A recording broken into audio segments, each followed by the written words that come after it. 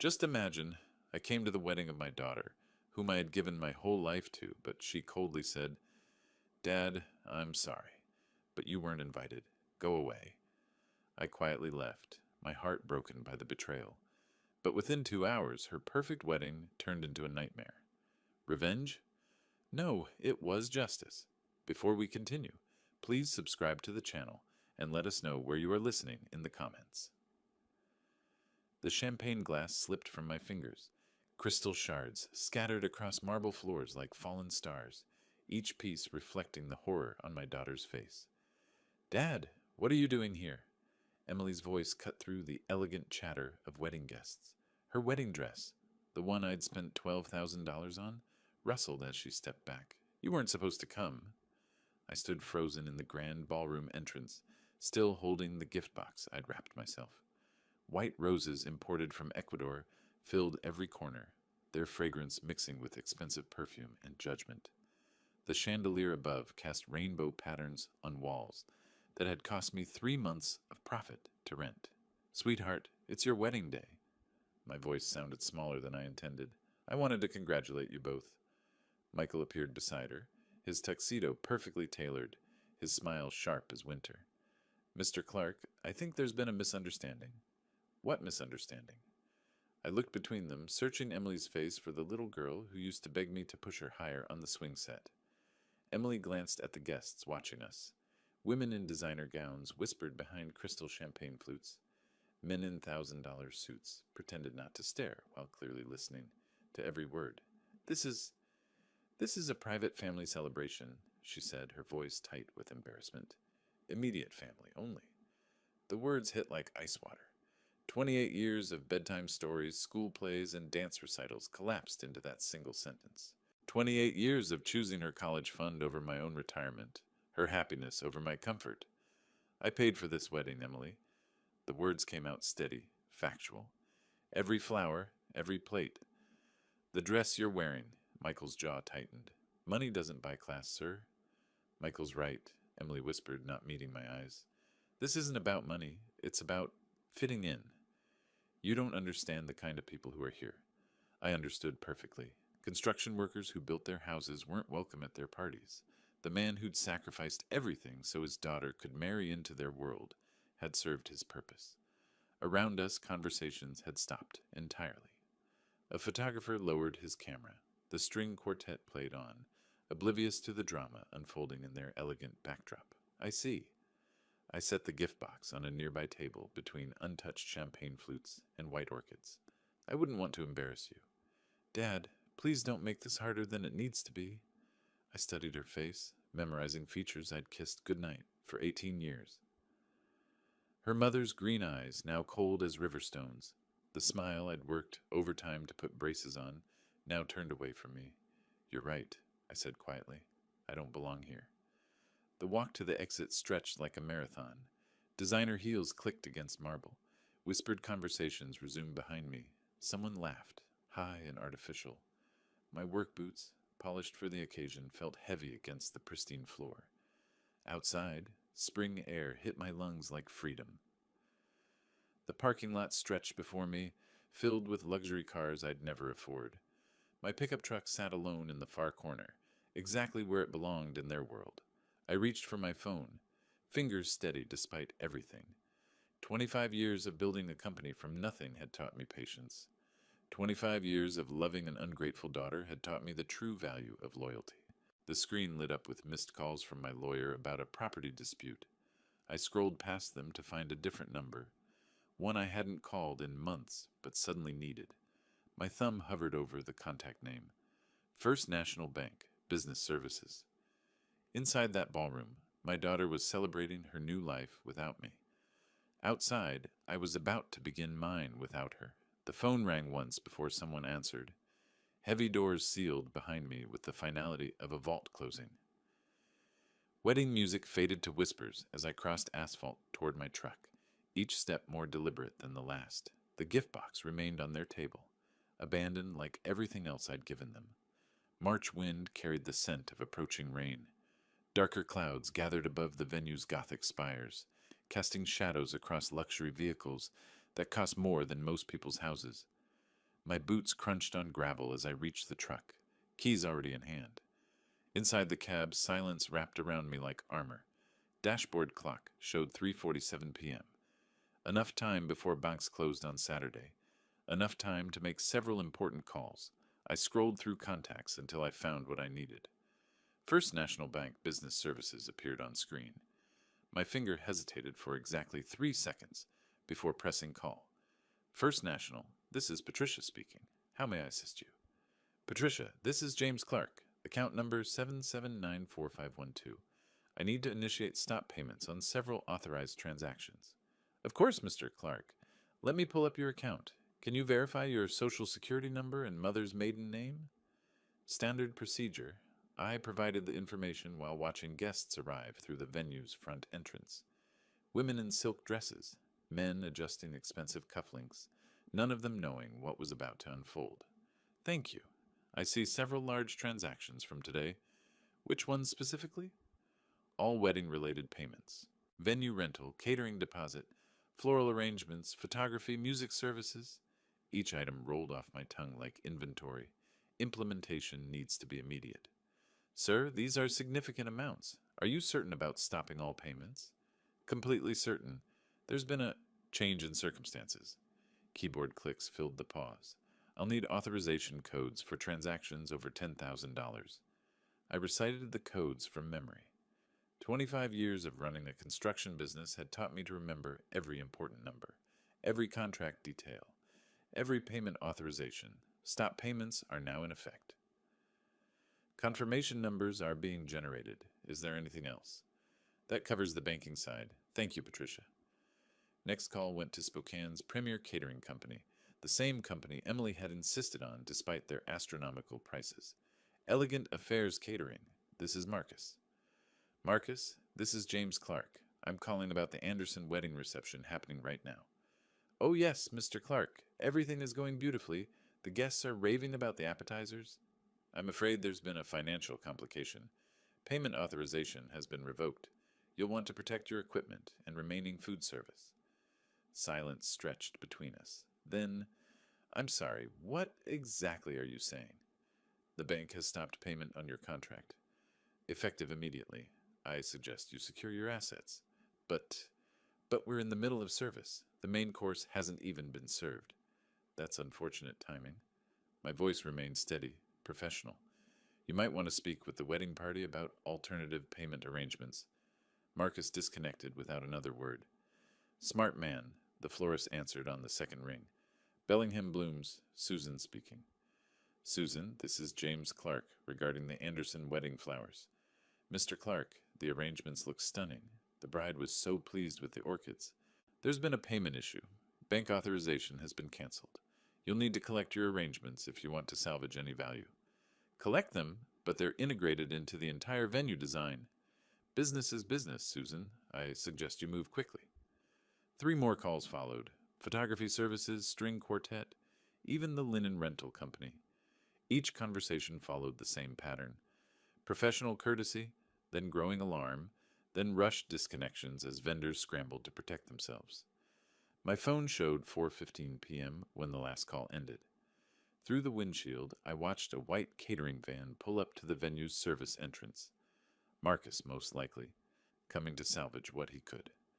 Inside that ballroom, Emily was probably still greeting guests, blissfully unaware that her perfect wedding was about to become a very expensive lesson. Michael was likely discussing business with his father's friends, confident in his superiority over simple construction workers. Neither of them understood what they'd truly cost themselves today. I started the engine and pulled out of the parking space, driving slowly past the venue's front entrance. Through tall windows, I caught glimpses of the reception in progress. Crystal glasses raised in toasts, elegant figures moving across polished floors, all of it about to change. My phone buzzed with an incoming call. Emily's number appeared on screen. I let it ring. Dashboard clock read 4:20 p.m. when the first truck arrived. Bellingham Blooms painted in elegant script across white paneling. Susan behind the wheel with 2 assistants riding shotgun. They parked near the service entrance and unloaded empty containers with businesslike efficiency. Through venue windows, I could see the cocktail reception in full swing. Crystal glasses caught chandelier light as guests mingled around Emily's imported orchids. Michael gestured broadly to a circle of men in expensive suits, probably explaining his latest business venture. Neither bride nor groom noticed the florist team entering through side doors. Emily stood near the main entrance, radiant in $12,000 of silk and pearls, accepting congratulations from a steady stream of relatives. Her laugh carried across the ballroom, bright and carefree. The sound would change soon enough. Susan appeared in the ballroom doorway with two large plastic containers. She walked directly toward the main altar arrangement, her assistants flanking the smaller displays. Guests began turning, confusion replacing celebration, as the team started dismantling the centerpiece. "Excuse me."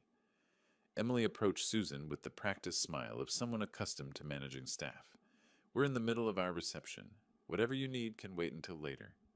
Susan straightened, holding a bundle of white orchids.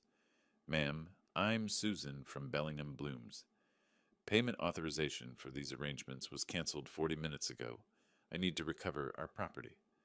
Emily's smile flickered but held. "That's impossible. Everything was paid for weeks ago. The account holder, James Clark, contacted us directly. All payments have been stopped." Susan continued removing flowers with professional detachment. "I have written authorization to collect our arrangements."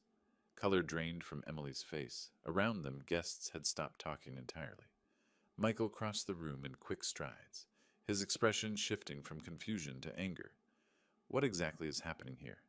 His voice carried the authority of someone unaccustomed to being questioned. "Payment issues, sir. We're collecting unpaid merchandise." Susan's assistant began wrapping the altar arrangement in protective plastic. "This is completely unacceptable." Michael's face flushed red. "Get your manager on the phone immediately." "I am the manager, and our contract clearly states that canceled payments void our service obligations." Susan nodded toward her assistants, who began collecting table centerpieces while guests watched in stunned silence. Elegant Affairs catering van pulled up outside as Susan's team continued their systematic removal. Marcus emerged with 3 staff members, their faces grim with purpose. They entered through the main doors this time, making no attempt at discretion. Emily watched the orchids disappear into containers, her perfect composure cracking like fine china. "There has to be some mistake. My father wouldn't... He couldn't... Ma'am, we need to cease food service immediately." Marcus approached with clipboard in hand. "Payment authorization was revoked at 4:15. We're contractually obligated to protect our equipment and remaining inventory." Michael stepped between Marcus and Emily, his voice rising. "This is my wedding reception. You can't just stop service in the middle of an event."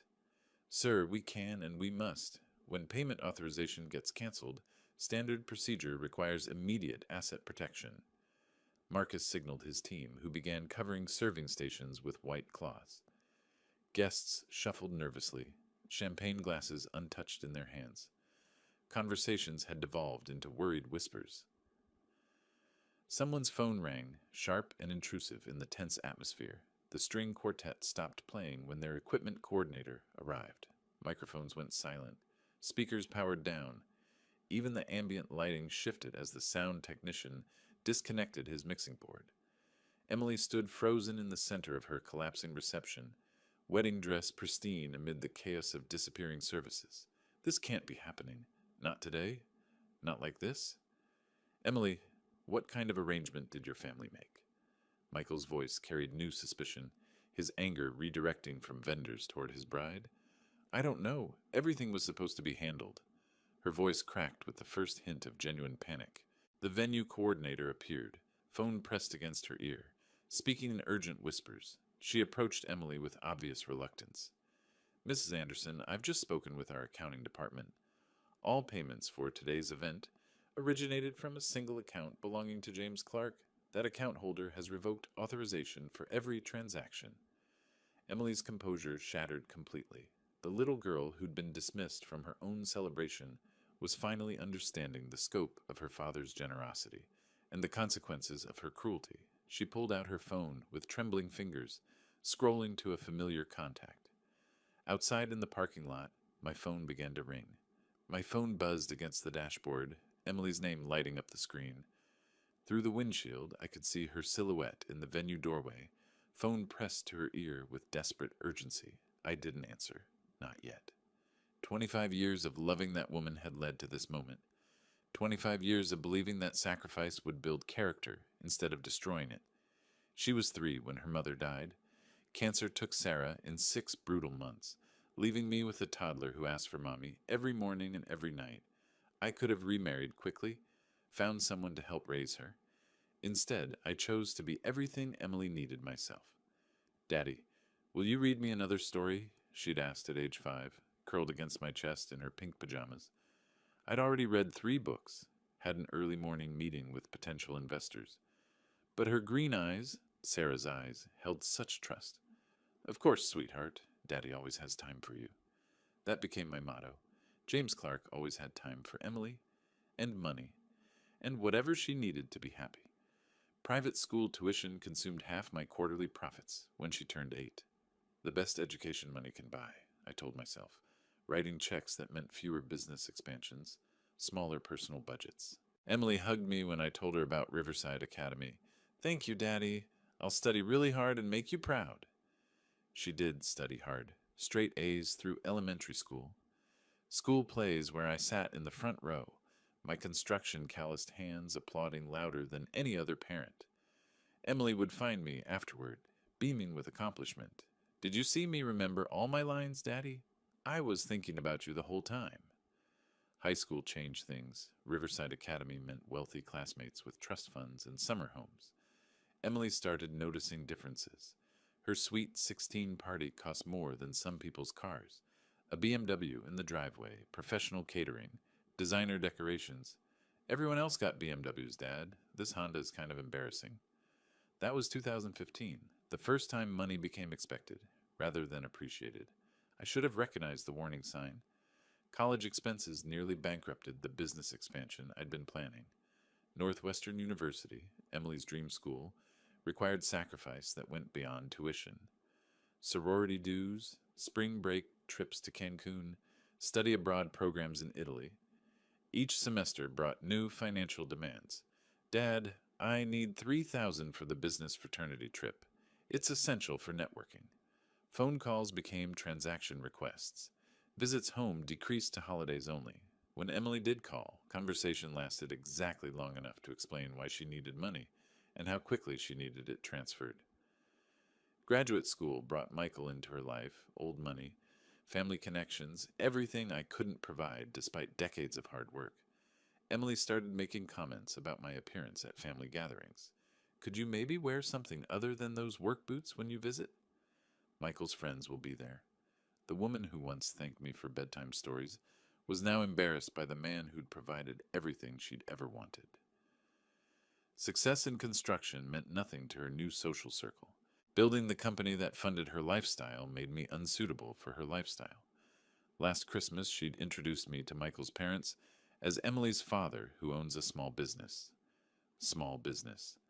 25 years of building Clark Construction from nothing, employing 60 people, earning enough to support her princess lifestyle. Reduced to small business. Dad, we need to talk about wedding funding. Michael's family has certain expectations for the ceremony. Not, thank you for offering to pay. Not, we'd be grateful for your help. Just expectations, as if my life's work existed solely to meet her social requirements. The wedding planning meetings felt like business negotiations. Emily brought spreadsheets. Michael offered opinions about cost efficiency. Neither acknowledged that every line item represented months of my labor. Flowers imported from Ecuador. Champagne that cost more per bottle than my workers earned per day. A dress worth more than most people's monthly rent. This isn't about money, Dad. It's about quality. Michael's family knows quality. Quality that my money bought, but my presence diminished. The very success that enabled their dream wedding made me too common to attend it. My phone buzzed again, Emily's third attempt in 5 minutes. Through the venue windows, I could see her pacing, wedding dress trailing behind her like a flag of surrender. 25 years of sacrifice had created this moment. Not a grateful daughter celebrating her father's generosity, but a desperate woman finally understanding what she'd lost. The irony was perfect. The love that had spoiled her would now teach her its true value. I reached for the phone. Time to answer. Engine hummed quietly as I pulled out of the parking lot, Emily's frantic silhouette shrinking in my rearview mirror. Her phone glowed like a beacon in the gathering dusk, calling me for the 7th time in 10 minutes. Each ring felt deliberate, controlled. My timing, not hers. The drive home took 20 minutes through Spokane's Saturday evening traffic. 20 minutes of watching my phone light up with Emily's name, each call more desperate than the last. By the time I reached my driveway, she'd left 4 voicemails. I listened to them while sitting in my garage. Engine off, garage door closing behind me like a curtain falling on the day's first act. Voicemail 1. Dad, something's wrong with the payments. There's been a mistake. Call me back immediately. Voicemail 2. This isn't funny anymore. The vendors are taking everything. People are staring. Just call me back. Voicemail 3. Please, Dad, I don't understand what's happening. Michael's family is asking questions I can't answer. Voicemail 4, her voice cracking.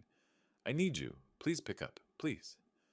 The phone rang again as I finished the 4th message. Emily's name appeared on the screen, accompanied by a photo from her college graduation, the last time she'd hugged me without needing money first. I answered on the 5th ring. Hello, Emily. Dad, finally. What have you done? How could you destroy my wedding? Her voice carried pure panic now, none of the controlled dismissal from this afternoon. Good. Panic meant awareness. Awareness was the first step toward understanding. I didn't destroy anything, I said, keeping my voice level. I simply stopped paying for things. You can't just stop. This is my wedding day. There are 60 people here asking why the flowers are gone and why dinner service stopped. Where are you calling from? The hotel. We had to. The venue coordinator said we needed to settle the bills before we could stay, so they'd been asked to leave. That explained the echo in her voice, the absence of wedding music in the background. Emily, I need you to listen carefully. When was the last time you thanked me for anything? What? Dad, this isn't the time for lectures. I need you to call these vendors and fix this mess.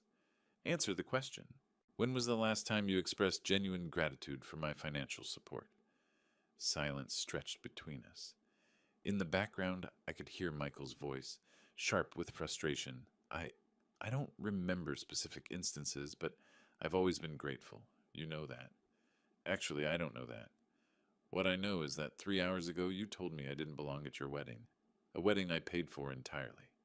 I didn't mean it like that. I was stressed, wedding day nerves. Her voice shifted, taking on the wheedling tone she'd perfected in college when requesting money for spring break trips. Dad, please, I'll make this up to you. We can talk about everything later, but right now I need you to authorize the payments so we can save what's left of the reception. What's left? The cake is still here. Some guests are still here. The photographer is waiting to see if we can work something out. And what exactly do you plan to use for payment? Another pause. Longer this time. I thought you would handle it. You always handle it. I always have. That's true. Do you know how much I've spent on you over the past 25 years? Dad, please don't make me guess numbers right now. I'm in crisis mode. Take a guess. Rough estimate. I don't know. Maybe 50,000? I almost laughed. 50,000 wouldn't have covered her sophomore year at Northwestern. Emily, I've spent over $300,000 on your education, housing, transportation, and lifestyle since your mother died. That doesn't include what I spent today. The line went quiet, except for the sound of her breathing. 300, that can't be right. It's conservative. I have documentation for every expenditure. Why are you telling me this now? Because you've never asked. In 25 years, you've never once inquired about the cost of your lifestyle or expressed concern about the burden it placed on me? Burden? I'm your daughter. Yes, you are. And I loved you enough to sacrifice everything for your happiness. The question is, what have you sacrificed for mine? Michael's voice grew louder in the background. She covered the phone for a moment, their muffled argument barely audible. Dad, Michael's family is really upset. They're asking questions about our finances. They want to know how we're going to pay for this. That's between you and your husband. But I don't have that kind of money. You know I don't. Then perhaps it's time you learned to earn it. The silence that followed lasted nearly 30 seconds. What do you want from me? I want you to understand what you threw away this afternoon when you dismissed the man who made your entire lifestyle possible. I understand now. I was wrong. Can we fix this? We'll see. I'm reviewing our entire financial relationship. There will be documentation. We'll discuss this properly. When? When I'm ready. I ended the call and turned off my phone. Through my kitchen window, I could see the lights of Spokane beginning to twinkle in the distance. Emily was somewhere out there, facing her first night of financial independence. The education was just beginning.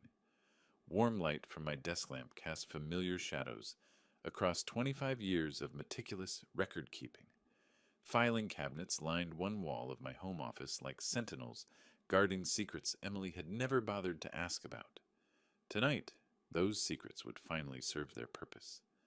Coffee steamed beside my computer as I opened the first drawer, labeled Emily Education 2000-2025. Behind me, the house settled into evening quiet, but my mind buzzed with the systematic energy that had built Clark Construction from nothing into a 60-employee operation. This wasn't revenge. This was an audit. First folder, Riverside Academy. 12 years of private school tuition, each payment documented with bank transfers and semester reports. $8,000 per year in 2008, climbing to $12,000 by graduation. The math was sobering. $126,000 for elementary and high school education alone. I created a new spreadsheet, fingers moving automatically across the keyboard. Column headers, date, description, amount, category, running total. 25 years of fatherhood reduced to data points and formulas. Northwestern University folder came next, thicker than the others, bulging with dormitory contracts, meal plan agreements, study abroad program fees, tuition alone. $52,000 per year for 4 years. Room and board, another $15,000 annually. Spring break in Cancun junior year, $3,500. Summer in Italy during her art history phase, $8,200. Essential for my education, Dad, she'd said about Italy. This is how people in my program network. Page by page, receipt by receipt, the numbers climbed. Northwestern total, $284,000. 4 years of college cost more than most people earned in 5 years of work. Transportation folder revealed its own patterns. First car at 16, reliable Honda Civic for $18,000. Everyone else drives BMWs, she'd complained within 6 months.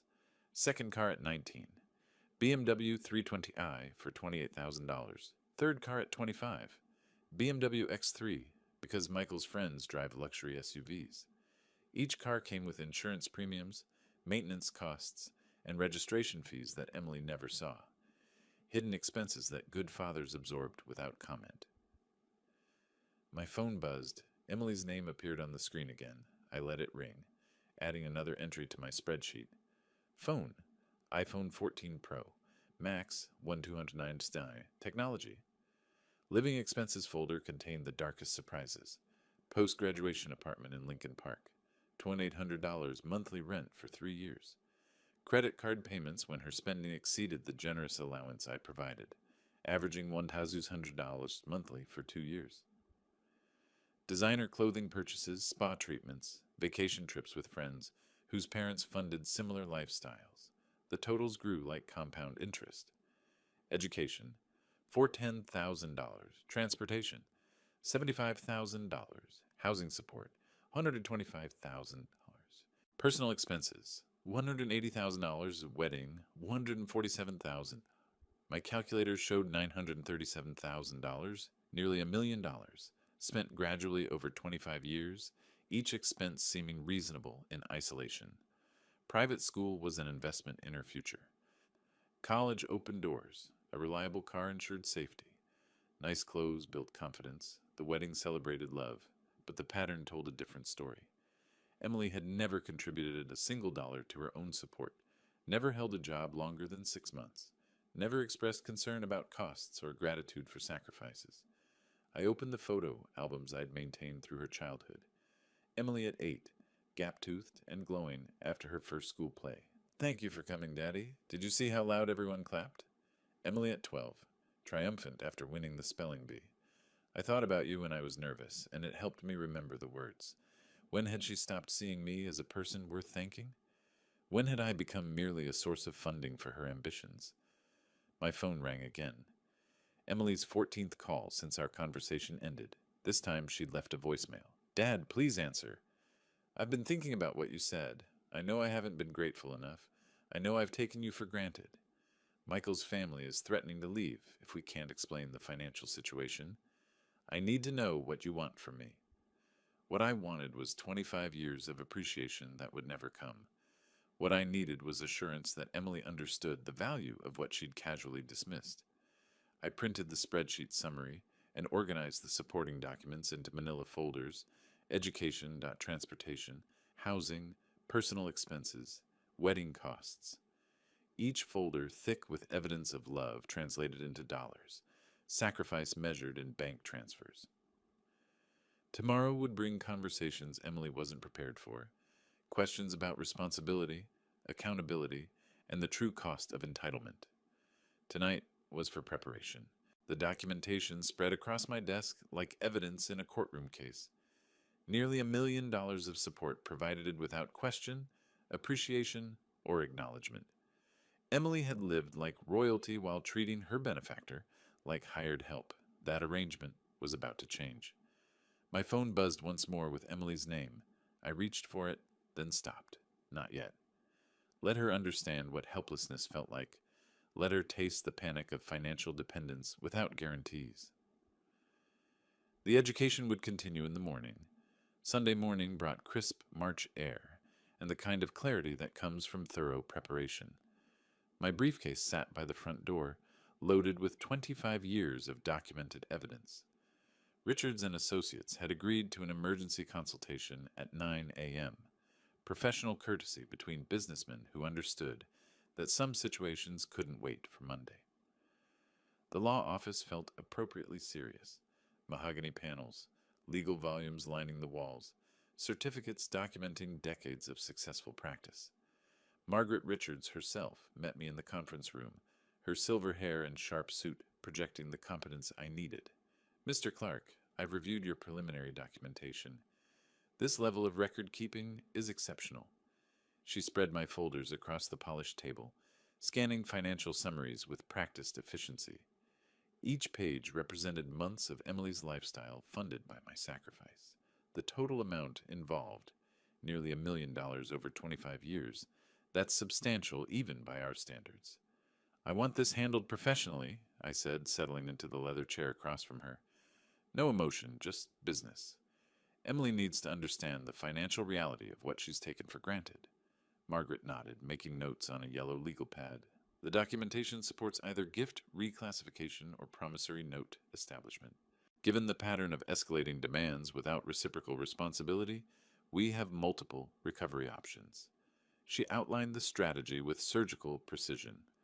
Formal demand letter, requesting full repayment within 30 days. Detailed accounting of all expenditures with supporting evidence. Clear timeline for response and negotiation. Professional consequences for non-compliance. This approach transforms a family dispute into a business transaction, much cleaner for everyone involved. By 11 a.m., the documents were prepared. Official letterhead, formal language, serious implications. The demand was simple: $937,000 repayment within 30 days, or legal proceedings would commence. We'll arrange courier delivery this afternoon.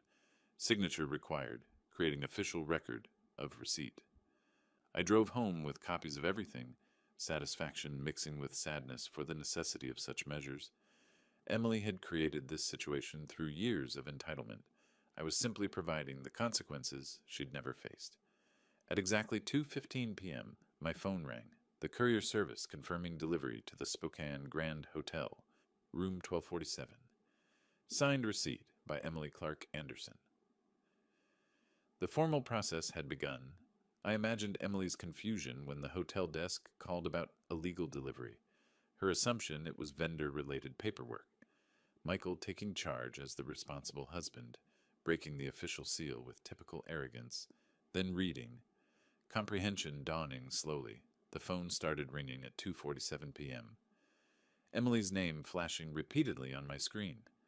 I let each call go to voicemail, each message more desperate than the last. Message 1: Dad, what is this legal document? This can't be serious. Message 2: $900,000? That's impossible. You never said these were loans. Message 3: Please call back. Michael's family is asking questions I can't answer. Message 4, her voice breaking. I don't understand how everything went so wrong so fast. At the Grand Hotel, Emily and Michael were discovering what accountability looked like when backed by legal authority. 25 years of gifts had been reclassified as recoverable debt. Their financial dependency was now documented, quantified, and subject to collection procedures. The wedding disaster had been the opening act. This was the main performance. Margaret had explained the process clearly. Civil debt recovery follows standard procedures. They'll need legal representation to respond properly. That costs money they don't have for a debt they can't pay. Emily's frantic calls continued through the afternoon. 15 missed calls, 8 voicemails, each one revealing deeper understanding of her helplessness. The woman who dismissed me from her wedding was beginning to comprehend what she'd actually dismissed. The irony was perfect. Emily had spent 25 years taking my financial support for granted. Now she faced 30 days to repay it all, with professional consequences for failure. My phone buzzed again, Emily's 16th call. This time, I decided to answer. Dad, please, we need to talk about this reasonably. Emily's voice cracked through the phone speaker, exhaustion replacing the panic from yesterday. This legal document, it can't be real. I settled into my kitchen chair, coffee steaming beside me. Through the window, Spokane's Sunday afternoon looked peaceful. Families walking dogs, children riding bicycles. Normal people living normal lives. The document is completely real, Emily, as are the 30 days you have to respond. But 900,000? That's impossible. You never said any of it was a loan. I never said it was a gift either. You simply assumed. In the background, I could hear Michael's voice, sharp with frustration, paper rustling, the sound of someone pacing. Emily, I need to understand something, I said, keeping my voice level. Who exactly do you plan to contact for help with this situation? Silence stretched between us. Then, family, friends, people who care about me. I see. Well, you have 29 days remaining. I suggest you start making those calls. I ended the conversation and turned my phone to silent. Let Emily discover what I already knew, that nearly $1 million in debt would reveal exactly who was willing to help and who would politely decline. The phone lit up repeatedly throughout the afternoon, Emily's name appearing and disappearing on the screen like a distress signal. I let each call go unanswered, each voicemail unheard. By evening, the calls had stopped. Monday morning brought a different kind of silence. No frantic messages from Emily, no desperate voicemails, just quiet. I drove to the construction site where we were breaking ground on a new office complex. Physical work had always helped me think clearly. The sound of machinery, the smell of fresh earth, the satisfaction of building something solid and permanent. My foreman, Dave, approached around 10 a.m. Boss, you seem different today. Everything okay? Family situation, I said, watching the excavator clear foundation space. Sometimes you have to make hard decisions for people's own good. Kids? Something like that. My phone buzzed. Text message from Emily. Dad, I've been trying to reach family and friends. Everyone is shocked by the amount. Please call me. I deleted the message without responding. Another text arrived an hour later. Aunt Margaret says she can't get involved. She thinks I should learn responsibility. What does that even mean? Then another. Sarah won't take my calls anymore. Lisa is asking questions about why I never worked. People are treating me like I did something wrong. The messages continued through the afternoon, each one revealing Emily's growing isolation. Her college roommate was uncomfortable with the conversation. Her sorority sisters were surprised by the financial details. Her few remaining friends were unable to help with such amounts. Michael was having his own problems. His mother had apparently called 3 times demanding explanations. His father wanted a family meeting about reputation management. His brother was asking pointed questions about financial disclosure before marriage. By Tuesday, the pattern was clear. Emily's support network was collapsing under the weight of nearly $1 million in debt. People who had enjoyed her generous entertaining and expensive gifts were suddenly unavailable when she needed financial assistance. Wednesday brought a different message. Dad, Michael's family is pressuring him to consider annulment. They think our marriage was based on financial deception. Please call me so we can work this out. I almost smiled. Michael's family was apparently faster at recognizing reality than their son had been. Thursday's message was shorter. Nobody will help. Everyone has excuses. Michael is barely speaking to me. His parents want him to see a lawyer about protecting his assets. I don't understand how everything changed so fast. 25 days remaining. Emily was learning what financial independence actually meant when you'd never developed the skills to achieve it. The education was proceeding exactly as planned. Friday morning's silence felt different. No text messages from Emily, no desperate voicemails, just an unusual quiet that made me check my phone twice to ensure it was working properly. The attack began. Monday. My assistant Rachel knocked on my office door around 9 a.m., holding a printed email with obvious concern written across her face. Mr. Clark, I received this inquiry from Spokane Business Journal. They're asking about family troubles affecting your business operations. I read the email twice. Professional language masking pointed questions about my stability and treatment of family members. Someone had been making calls. Any idea how they heard about this? There's also this? Rachel handed me her tablet, showing a Facebook post with over 200 shares. Emily's wedding photo, beautiful and radiant, followed by emotional text describing a heartless father who had destroyed her special day and was now demanding impossible financial payments as punishment. The post painted me as an unstable man, taking revenge on his daughter for perceived slights. Hundreds of comments expressed shock and sympathy. Several tagged local business owners I'd worked with for decades. My phone rang. Bob Martinez from Martinez Concrete, a 20-year business partner. James, I'm seeing some concerning things online. People are saying you're having issues with your daughter's wedding expenses? Bob, there's documentation that tells a very different story. I hope so, because some folks are asking questions about your contracts with the city. You know how politics work around here. 3 more calls followed within an hour, all expressing concern, all asking careful questions about my mental state and business decisions. Emily and Michael had been busy. I found Michael's strategy easily enough. His family name opened doors in Spokane's social circles. Anderson family connections reached country clubs, charity boards, and professional organizations where reputation mattered. They were using those connections to spread Emily's narrative of victimhood. The local Facebook groups buzzed with secondhand versions of the story.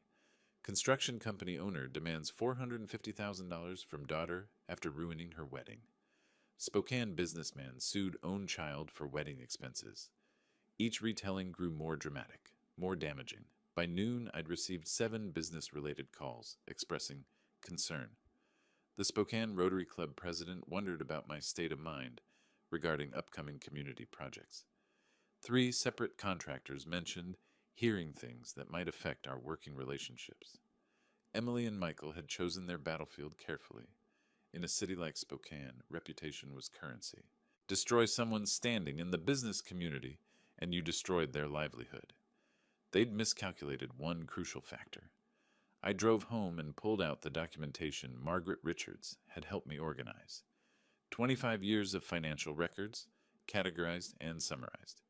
Every check, every payment, every expense Emily had never asked about or appreciated.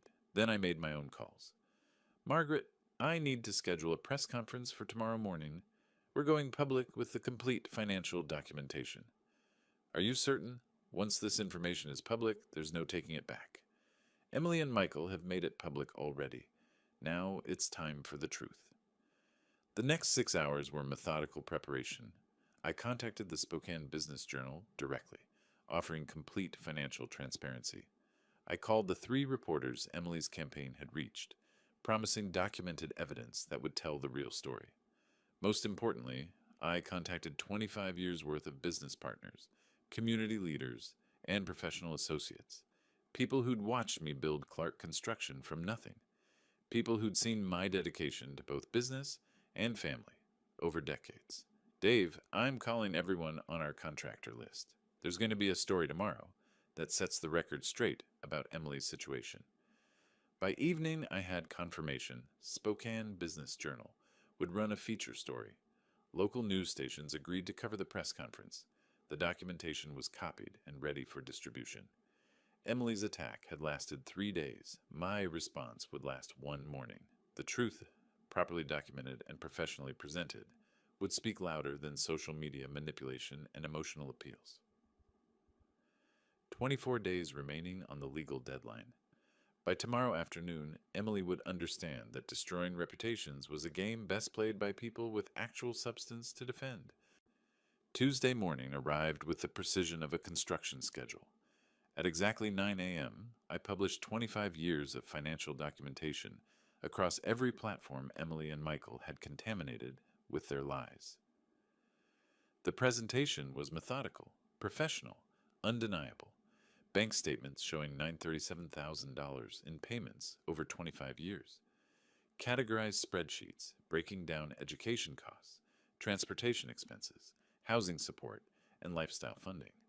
Photographs of Emily at every stage of her pampered life, each image matched to corresponding financial support. Complete transparency. 25 years of parental support documented, read the headline I'd chosen. Below it, a comprehensive timeline showing Emily's progression from grateful child to entitled adult, with every dollar spent documented and verified. The response was immediate. Within an hour, my phone started ringing with different voices. Not concerned this time. Support. James, I had no idea about the scope of support you provided, said Tom Bradley from Bradley Electrical. My kids are in college, and I'm spending maybe $15,000 a year total. You spent that much every semester. Bob Martinez called back. I owe you an apology.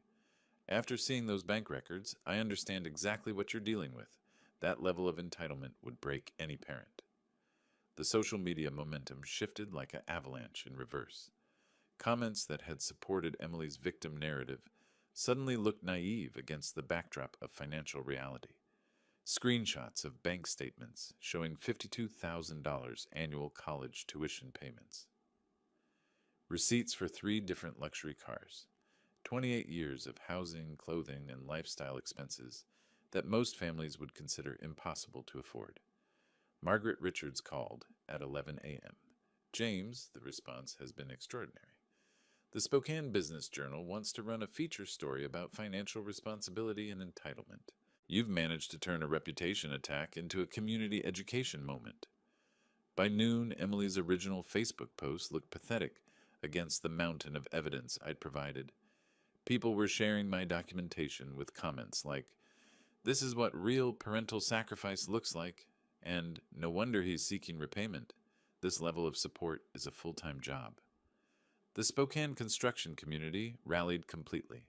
Contractors who'd questioned my stability were now sharing stories about my work ethic and integrity. The Rotary Club president issued a public statement supporting my position. Even the mayor's office released a comment about the importance of financial responsibility in family relationships. Dave texted me from the construction site, "Boss, the crew is talking about your situation. Everyone's behind you. Nobody can believe what Emily put you through." Local news stations picked up the story as a human interest piece about parental sacrifice and accountability. The documented evidence made their job easy. They simply had to present the facts and let viewers draw their own conclusions. Emily's attack had backfired spectacularly. Her portrayal of victimhood couldn't survive contact with 25 years of documented financial reality. The community that had briefly questioned my stability was now questioning hers. Michael's family connections worked against them now. Their social circle was seeing exactly what kind of people they'd welcomed into their network. Anderson family credibility was being used to spread lies about a respected businessman who had simply documented the truth. By evening, the narrative had completely reversed. Emily and Michael weren't victims of a cruel father. They were entitled individuals who had attacked a generous parent when he finally set boundaries. The documentation told a story that emotional manipulation couldn't counter. Every bank statement was a chapter in 25 years of sacrifice. Every receipt was evidence of love that had been taken for granted. My phone buzzed with a text from Emily. "Dad, please take down those financial records. People are saying terrible things about us." I deleted the message without responding. 23 days remaining. The education was nearly complete. Michael's phone rang at 6:47 a.m. Wednesday morning, jolting both of us from uneasy sleep. The hotel room felt smaller with each passing hour, filled with the weight of social media, catastrophe, and mounting financial pressure. "Michael, this is your father." The voice carried through the phone speaker with unmistakable authority. "We need to talk immediately." Emily watched Michael's face drain color as he listened to demands she couldn't quite hear. His responses were clipped, defensive. "Yes, I understand the implications. No, I didn't know about the extent of documentation. The situation is more complicated than we anticipated." The conversation lasted 12 minutes. When Michael hung up, he stared at the phone for a long moment before speaking. "My family wants me home. Today." "Home? Michael, this is temporary. My father will calm down once—" "Emily, stop." His voice carried a finality she'd never heard before. "My father received calls yesterday from 3 different business partners, asking about our family troubles. The country club is buzzing with gossip about the Anderson family's association with financial fraud." "Financial fraud? That's ridiculous. This is a family dispute that got out of hand." Michael began pulling clothes from drawers, shoving them into his suitcase with sharp, angry movements. "Your father published bank records showing nearly $1 million in support you never acknowledged. To my family's social circle, that looks like deception at best, manipulation at worst." Emily felt panic rising in her chest like ice water. "You're leaving? We just got married 6 days ago." 6 days that have destroyed my professional reputation and my family's standing in the community. Michael's packing grew more aggressive. "I have a trust fund, Emily. Business prospects? A future that depends on maintaining certain relationships. What about our relationship? What about our marriage vows?" Michael stopped packing and looked at her directly for the first time since the phone call. "What marriage? You brought me into a financial disaster without warning. Your father is demanding almost $1 million in repayment, and you have no way to pay it. My family lawyer says I need to protect myself from potential liability." "Liability? I'm your wife. You're a financial burden with no assets and massive debt." The words hit Emily like physical blows. My family cannot afford to be associated with this level of scandal. Emily's phone, silent for days, suddenly buzzed with a text from Michael's mother. "Emily, dear, Michael needs to come home. Family obligations, you understand?" The politeness made it worse somehow. Even Michael's mother, who had praised Emily's grace and beauty at the wedding, was cutting ties with surgical precision. "Michael, please, we can work through this together. My father is angry, but he loves me. This will blow over." "Emily, look around." Michael gestured at her laptop, still open to devastating social media comments. "This isn't blowing over. Your father published financial records going back 25 years. People are calling you a trust fund baby who never worked a day in her life. They're right." The accusation stung because it was accurate. Emily had never held a job longer than 6 months, had never contributed financially to her own support, had never questioned where her comfortable lifestyle originated. I was being a daughter. Daughters are supposed to be supported by their fathers. Not to the tune of nearly $1 million over 25 years without any gratitude or reciprocation. Michael zipped his suitcase closed. "My family runs in circles where people contribute to society. They build businesses, support charities, create value. What have you ever created besides expenses?" Emily felt something breaking inside her chest. Not just her marriage, but her understanding of herself and her place in the world. "Where will I go? I don't have money for the hotel. My credit cards are maxed. Everyone has stopped talking to me." Michael paused at the door, his hand on the handle. "Call your father. Apologize. Accept responsibility. Maybe he'll help you figure out how to become an actual adult." "Michael, please don't leave me alone." "Emily, I've been alone in this marriage since it started. You never contributed anything except expectations and expenses." His voice softened slightly. Maybe losing everything will teach you something your father's money never could. The door closed behind him with devastating finality. Emily stared at the hotel room that suddenly felt vast and empty. Her wedding dress still hung in the closet, a reminder of 6 days that had destroyed her entire life. No husband, no family support, no friends, no money.